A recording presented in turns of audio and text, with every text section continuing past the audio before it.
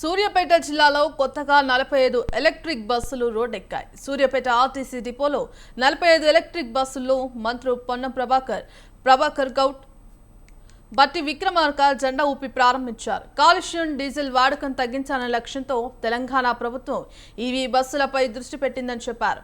Diesel వాహనాలను తగ్గించాలని ఇటీవల రేవంత్ రెడ్డి కూడా చెప్పారన్నారు. ఇందులో భాగంగానే ప్రభుత్వం సొంతంగానే ఎలక్ట్రిక్ బస్సులను కొనుగోలు చేస్తుందని అన్నారు. కార్యక్రమంలో శాసన మండలి చైర్మన్ సుఖేందర్ రెడ్డి, ఎమ్మెల్యేలు, ఎమ్మెల్సీలు, జిల్లా కలెక్టర్, ఎస్పీ పాల్గొన్నారు.